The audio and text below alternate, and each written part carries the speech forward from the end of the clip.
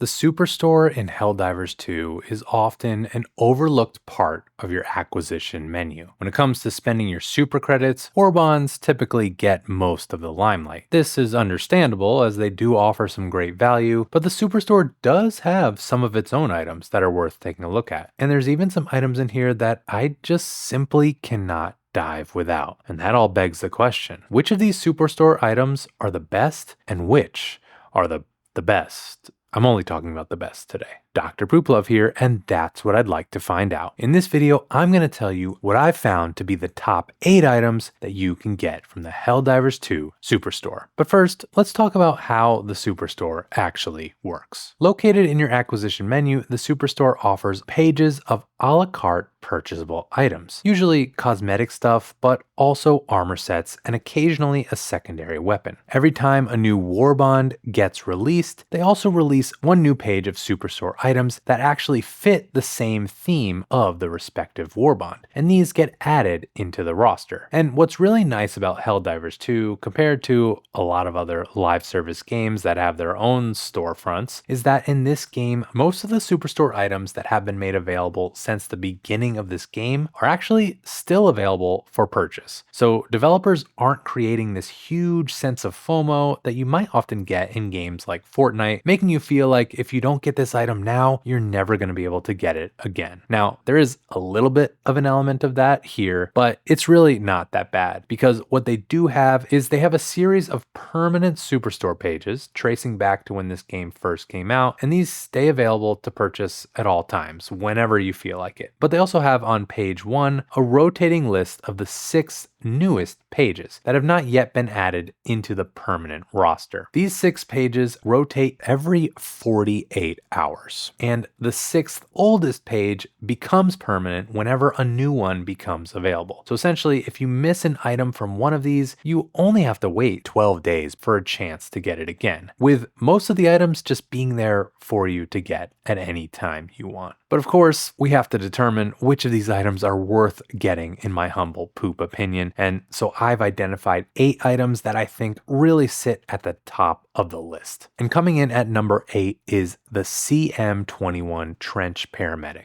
Now, this armor set gives you the Med Kit armor passive, which is perhaps the strongest armor passive in this game. It gives you not only 2 extra stims, but also your stim durations last longer, drastically increasing your survivability in this game, making it easier to fight more and more waves of enemies without needing to get a resupply as often. And now, while you can get other Med Kit armor sets in this game for free, this is the only version of this armor passive that's available on a light armor set. Now, light armor sets typically are the most vulnerable because they have the lowest armor rating, and so when you take damage with these, you're going to want to heal up pretty quickly. And this passive will just help you out, being able to keep your health topped off nicely while giving you the speed and stamina advantage that light armor has. But another thing you may notice here is that for a light armor set, this actually has a slightly higher armor rating than the typical 50, as well as slightly less speed and stamina. And that makes this sort of a halfway type armor set between a light and medium, although I do still kind of consider this more on the light side. And so for my light armor enjoyers, I think this can be a great pickup as it makes surviving much easier and ultimately allows you to feel more comfortable having light armor even on fronts where that might be sort of frowned upon. But the next Superstore item actually surprised me with how much I like this, and that is the CQC 42 machete. And I'm gonna be honest with you, I'm not really a fan of melee weapons in this game, at least not yet. I feel like they just aren't strong enough and aren't as viable as I would like them to be. And so oftentimes it's hard for me to ever want to equip one of these in my secondary slot, but this one comes pretty close if you ask me, especially because this has high damage and its ability to cleave enemies nicely, often in one swing. The damage on this is very high and very nice, and when you combine that with something like the Peak Physique perk, which doubles your melee damage, or even the Reinforced Epaulets, which will also increase your melee damage, you're going to be one-shotting a lot of enemies. And this does pair very nicely with the Ballistic Shield, allowing you to block enemy attacks while swinging. I do kind of suck with this, but I can see some becoming beasts with this combo and going full Dark Souls mode or something like that. The main downside on this is it swings fairly slowly, so it's a little less effective for horde management, but you can take out multiple enemies with a single swing, so that's pretty nice. This one is probably going to be a solid pickup for our melee enjoyers. But the next item we have is an armor that is super unique and offers you something you can't find anywhere else. And that is the B27 Fortified Commando. Now this armor has the passive extra padding on it, which increases your armor rating to the armor set above it. Now this armor passive is not unique, but this is the only armor passive that's available in the heavy category. And what this means is that this actually is going to provide you with the highest possible armor rating at 200, which just makes you very indestructible. This one is going to be for the Helldivers who just want to keep things a little extra safe and also don't mind looking like a marshmallow. This one is very effective at keeping you alive, much easier, and especially I think this is good on the bot front, being able to tank so much damage. Now, being that this is heavy armor, this will keep you moving a bit slowly, but pairing this with something like the jump pack or the warp pack can help mitigate that. I think this would be a little bit higher on this list, but I do find it's often not necessary to be this overprotected. It's still extremely unique and good at keeping you alive, so it may be worth picking up. But the next Superstore item is a bit similar in that it is another armor set that has a great passive at an armor level that's not available anywhere else, and that is the I-44 Salamander. Now with the Salamander armor, you are given the inflammable armor passive, which provides you with flame reduction. You can get this from the Freedom's Flame Warbond, but with the Salamander armor set, you have that flame reduction paired with a heavy armor level, which you can't get anywhere else. And this means that this will provide you with the maximum resistance to fire damage possible. And I do find this to be quite useful. Of course, generally, if you're going to be a pyromaniac and use a ton of flame items, the Salamander or any inflammable armor set is going to be good. But in particular, I think this can be very useful on the bot front. And that's something I would definitely not have said about a year ago, but the Galactic War has changed a bit. Now on the bot front, often you do want to have heavier levels of armor just because of all the rockets thrown at you. But now we actually have the Incineration Core, which is a faction of automatons that have a bunch of flamethrowers and flame damage that gets hurled at you. And so having this can be quite good at resisting their attacks. This armor set also pairs very well with the Laz double-edged sickle, which I also really do love on the bot front. The double-edged sickle giving you self-inflicting damage the longer you hold it down to the point of actually catching you on fire means that having this armor set can help mitigate that damage. Now, when using this, you might also want to opt for something like the warp pack to speed you up, since this does have heavy armor and is slower. And one cool thing about the warp pack is if you warp twice, you take some damage, and actually some of that is fire damage. So essentially, you can do double warps much more safely if you have this armor set equipped while using it, allowing you to greatly increase your speed and traversal around the map. And all of this just becomes a magical synergy, being very effective, especially against the Incineration Core. I also got to say, I found this armor set to be really useful against the Dragon Roach. Even though the Dragon Roach provides acid and flame damage at the same time, the high levels of flame reduction on this really helped me survive their attacks. And so for this reason, I do think the Salamander armor passive is quite special and quite good, given those specific circumstances. Perhaps a little niche, but still an effective,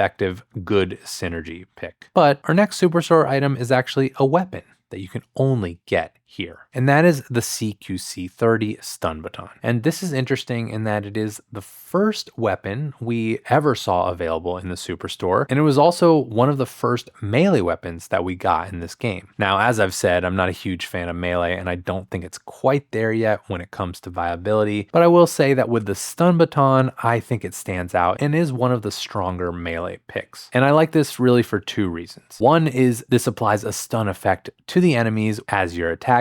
So as long as you can get a hit on an enemy, you get to stall them out, and that makes meleeing quite a bit easier because you don't have to worry so much about them fighting back. And the other aspect I like about this is it does a sweeping motion rather than a jab, and so that sweeping motion actually just makes it a little bit easier to hit targets and also deal with more than one target at a time, making this feel pretty nice when facing off against some of the bugs, especially as they try to swarm you, and it's also pretty good versus the Illuminate Voteless Horde. It's not so great great for the bots though, so I would forget that. Overall, if I had to melee in this game, the stun baton would be a much stronger choice than most. But the next Superstore item we have gives you an amazing armor passive at a unique armor level, and single-handedly may have you feeling like you can delay picking up the related warbond. And that is the PH56 Jaguar. Now the Jaguar has the Peak Physique perk on it, which provides you with extra melee damage, as well as improved levels of ergonomics, making it easier for you to snap, especially heavy weapons to your targets. And you can get this from the Viper Commandos Warbond, but that Warbond only gives you a light and heavy armor option. And that's fine, but I will say, having got this Warbond and before getting the Jaguar armor set, I often found myself compromising, wanting to use Peak Physique with a medium armor set, but having to choose heavy or light instead, especially on some of the bug missions that have more aggressive enemies like the Predator strain. It can be quite risky to go for a light armor option because you're just going to be more vulnerable to damage, but then the heavy armor option is just too slow. So really having a medium armor option available is just that nice sweet spot that allows you to just use it in more cases. Now, if you do like melee, this is going to be pretty much a required perk for you because it adds 100% extra melee damage to your melee attacks. And this is also really helpful with dealing with some of the heavier weapons like the heavy machine gun or the eruptor. And this ultimately just helps you get to your targets much quicker, being able to swing those guns around and get on target and make them feel just less heavy for you. Personally, I also think the Viper Commandos Warbond is a bit of a lower priority warbond to pick up, and getting this one item from the Superstore can give you this very amazing perk without needing to purchase the full warbond. Overall, this is definitely a solid one that you shouldn't forget about. But the next item is one of my absolute favorite armor sets, and that is the B24 Enforcer. Now, I really like this next one because it provides you not only with one of the best armor passives in the game, but also with some unique armor stats that you can't find anywhere else. While this is a medium armor set, it doesn't fit the medium armor mold. This actually has a 129 armor rating as opposed to the typical 100, as well as a little bit slower speed and stamina than typical medium armor. And what this does is it makes it a bit of a half measure here, giving you more protection closer to the level of a heavy armor set, but unlike heavy armors,